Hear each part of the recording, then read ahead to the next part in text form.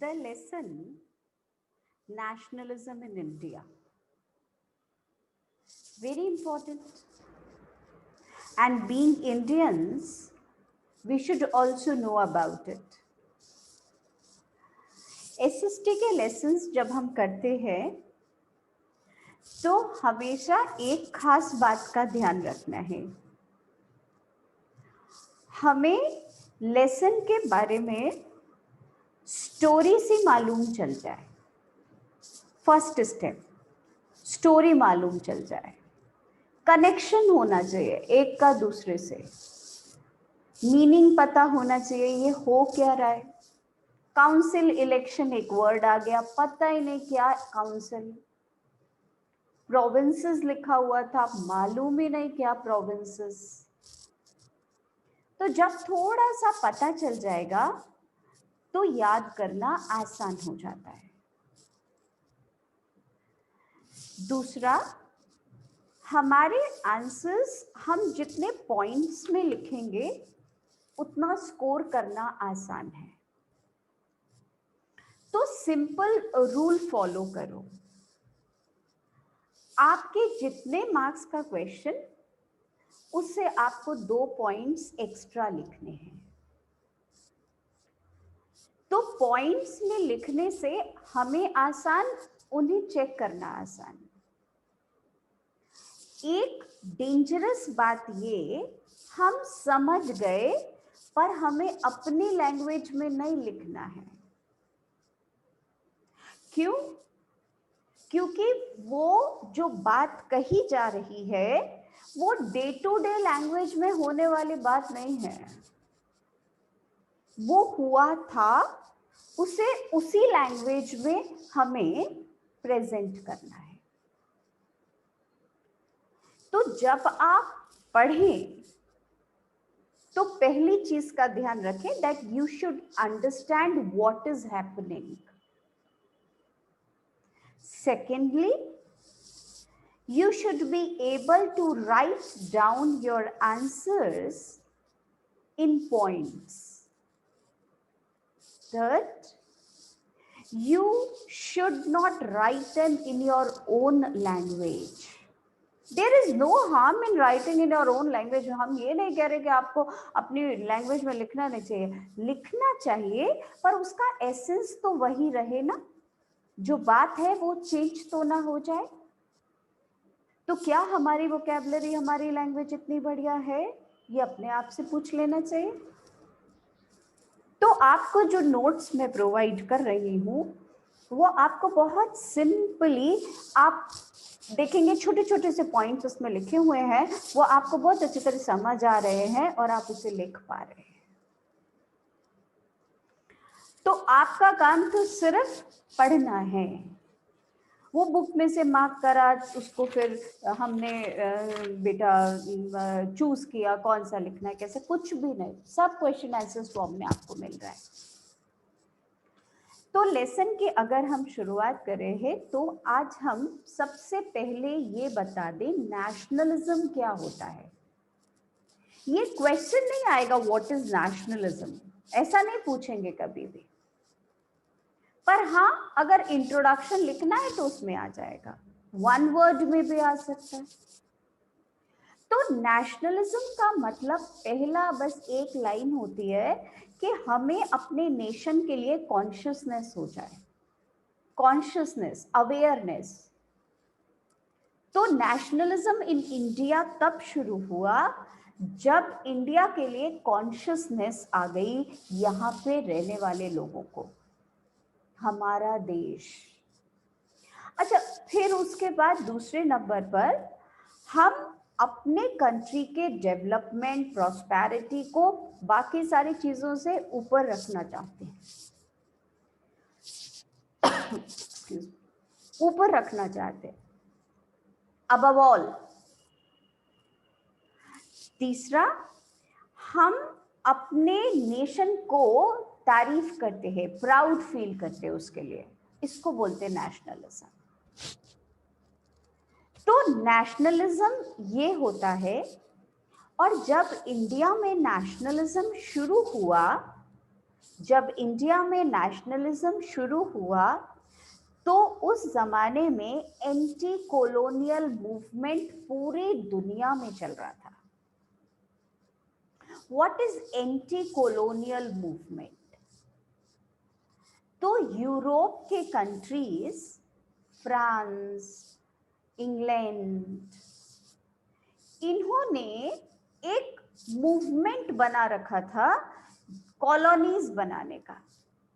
मतलब अपने देश में तो वो कर ही रहे थे रूल, उन्होंने एशिया और अफ्रीका के कितने कंट्रीज ऐसे थे जहां अपना रूल एक्सटेंड कर दिया, राज्य बना दिया। ये तो हमारे कंट्रोल में है। और इसको उन्होंने बोला ये हमारी कॉलोनीज हैं। तो यूरोप के कंट्रीज उस जमाने में अपने देश में भी रूल कर रहे थे। उनकी पॉपुलेशन इतनी थी, उनके पास इतनी एजुकेशन थी, वेपन्स इतने थे, तो उन्होंने एक और काम करना शुरू किया। नए नए कंट्रीज में, खासकर वो जो थोड़े बैकवर्ड थे, उन्हें अपनी कॉलोनीज बना लिया। धीरे धीरे लोगों को ये महसूस होने लगा, उन देशों में रहने वाले जिनके ऊपर ये यूरोपियंस राज्य कर रहे थे, कि ये तो हमें ऑप्रेस कर रहे हैं, ये तो हमें दबा रहे हैं, हमारी फ्रीडम चली गई। तो पूरे वर्ल्ड में जहां जहां इन यूरोपियंस की कॉलोनीज थी, कॉलोनीज आप समझ गए ना, जहां जहां इनके ऊपर कंट्रोल किया हुआ था, उन सब लोगों ने धीरे धीरे अगेंस्ट में आवाज उठानी शुरू करी, हमारा देश छोड़ के आप लोग जाओ। तो ये सब जगह हो रहा था। तो जो चीज हाँ पूरी दुनिया में हो रही है, हर जगह हो रही है, तो इंडिया में भी नेशनलिज्म बढ़ने लगा। When everybody is asking the colonizers to go away, we will also send them away. तो हमारे colonizers ब्रिटिश हैं, हमें उन्हें भी भेजना है। तो एंटी कॉलोनियल मूवमेंट इंपॉर्टेंट, छोटा सा आंसर है, not very important. What is very very very important, जो बिल्कुल नहीं छोड़ सकते, वो है first world war. First world war की वजह से नेशनलिज्म बहुत ज्यादा और बहुत स्ट्रांगली बेटा इंडिया में स्टार्ट हुआ। तो ये जो फर्स्ट वर्ल्ड वॉर है, ये फर्स्ट वर्ल्ड वॉर जब हुई तो इंडिया का तो कोई मतलब ही नहीं था फर्स्ट वर्ल्ड वॉर से।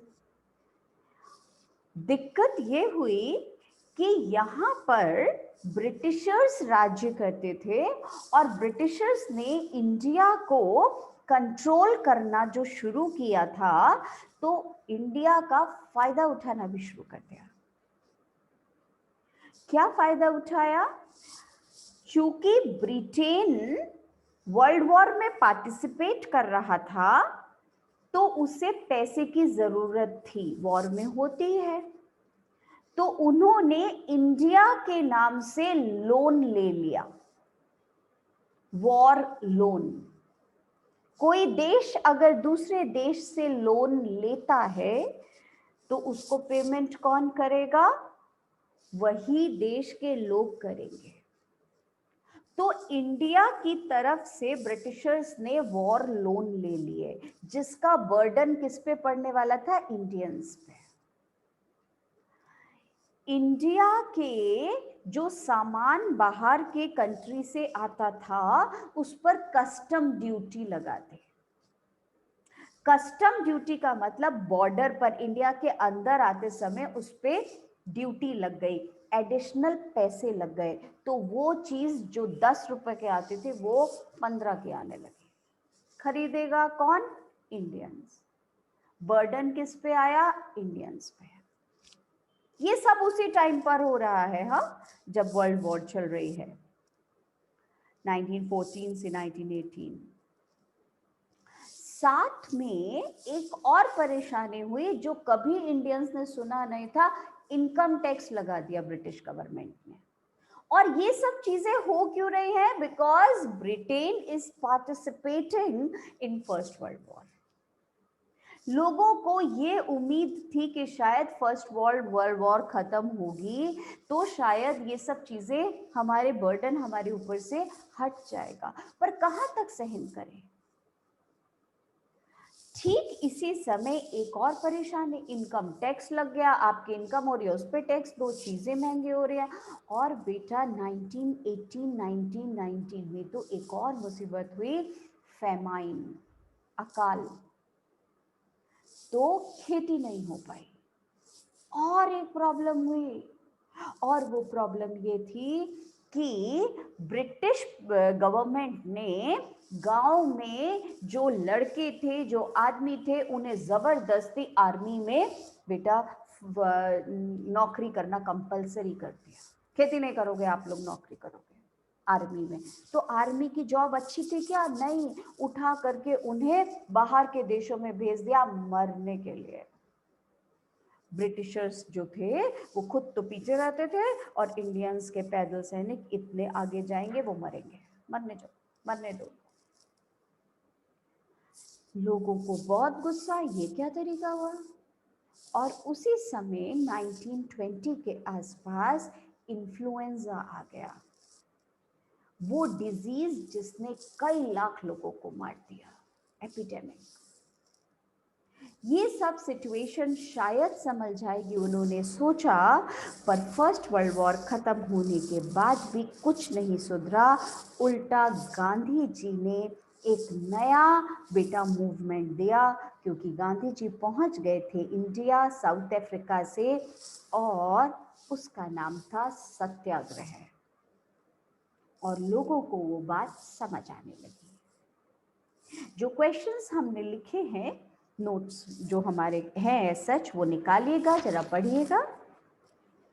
Heading nationalism in India. First question, what is nationalism?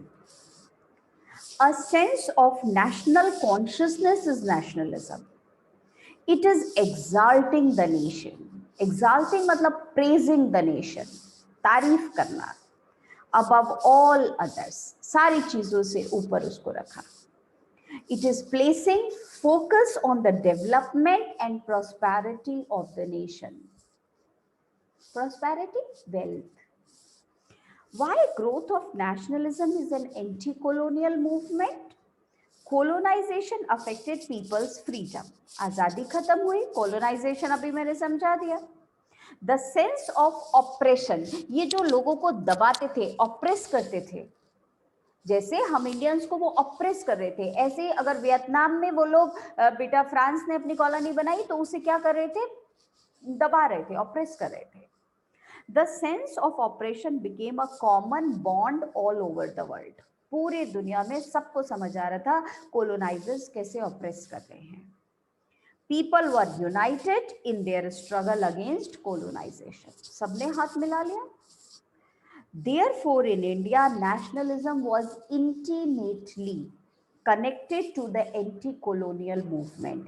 बेटा intimately मतलब closely, तो पूरे दुनिया के anti-colonial movement के साथ में closely related था।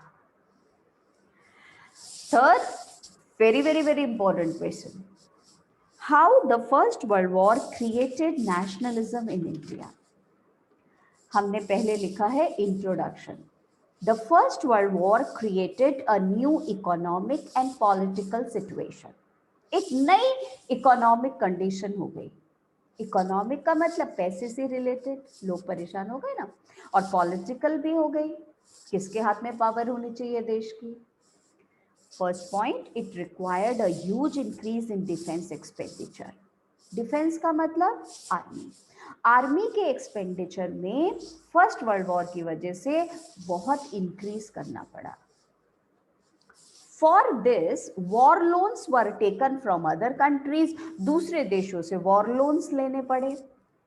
कस्टम ड्यूटीज वर रेज्ड, रेज्ड मतलब इंक्रीज्ड, और कस्टम ड्यूटी बढ़ा दी, चीजें महंगी होने लगी। इनकम टैक्स वॉज इंट्रोड्यूस्ड, सबसे पहली बार सरकार ने इनकम टैक्स लगा दिया। Prices doubled between 1913 and 1918। हर चीज की कीमत बढ़ती जा रही है, बाहर से जो चीजें आ रही है वो भी, यहाँ जो शॉर्टेज हो रही है उसकी भी, इनकम टैक्स और लग रहा है, हमारी इनकम कम हो रही है। There was forced recruitment in rural areas. Recruitment का मतलब क्या हो गया? आर्मी में जॉब, जबरदस्ती. In 1918-19, crops failed in many parts of India, resulting in food shortage. In 1920-21, there was influenza epidemic. These all increased hardships of people. Hardships का मतलब difficulties of people. Conclusion, even after the First World War, the hardships did not end and national movement started. आज का last question है बेटा हमारा, what was the idea of satyagraha? Gandhi ji ने introduce किया, इसके बारे में बताया. अगर हम सच की राह पे हैं तो झगड़ा करना, बदला लेना, गुस्सा करने की जरूरत नहीं है हमको. और दूसरी बात, उन्होंने इस सत्याग्रह को अप्लाई भी किया जगह जगह. इंट्रोडक्शन बेटा, very important this question. Mahatma Gandhi returned to India in January 1915. He introduced Satyagraha in India. What is Satyagraha? It is a novel method of mass agitation. Mass का मतलब people, agitation का मतलब protest. एक लोगों के protest करने का Nobel तरीका, जेंटल तरीका. What is Satyagraha? It is a novel method of mass agitation. It focuses on the power of truth. सच्चाई के लिए उसकी शक्ति दिखाना होता है सत्याग्रह. If the struggle is against injustice, physical force is not necessary to struggle. कोई जरूरत नहीं है फिजिकल फोर्स दिखाने की, जिसे आप बोल सकते हो वायलेंस की. A satyagrahi is without anger, revenge and violence. Hate नहीं करेगा, गुस्सा नहीं करेगा, बदला नहीं लेगा, मारपीट नहीं करेगा. क्यों? Because he has the power of truth and he is showing the truth to the other person also. उसमें गुस्से की क्या जरूरत है? It is to make people see the truth. Gandhi believed that satyagraha can unite all Indians. बेटा conclusion में बहुत बहुत बहुत इंपॉर्टेंट लिखा है. गांधी जी ने 3 जगह इस सत्याग्रह से उन्होंने बेटा प्रूव कर दिया अपनी लड़ाई को कि वो जीती जा सकती है. गांधी सक्सेसफुली ऑर्गेनाइज सत्याग्रह मूवमेंट. पहला 1916. कहाँ पर किया सत्याग्रह? बिहार के चंपारण में. और ये था against oppressive plantation system. Plantation system बेटा वो जो एग्रीकल्चर है उसमें जो जमींदारी सिस्टम था उसके अगेंस्ट ऑप्रेस करते थे वो लोग शेयर क्रॉपर्स को, फार्मर्स को. तो गांधी जी ने वहां जाके उनका साथ दिया. सेकेंड, 1 साल बाद इन 1917 एट खेड़ा इन गुजरात, सपोर्टिंग पीजेंट्स. पीजेंट्स के सपोर्ट में उन्होंने बेटा सत्याग्रह किया, जिताया. और तीसरा इन 1918. इतना इजी है बेटा. 15 में गांधी जी आए, 16, 17, 18 तीनों साल उन्होंने सत्याग्रह किया. एट अहमदाबाद किया, support mill workers. Next question जो क्वेश्चन नंबर 5 है, we will read in the other class. You what do is from the book look at the figures that you must know कौन से फोटो में क्या हो रहा है. ठीक है, फिर मिलते हैं नेक्स्ट क्लास में. बाय.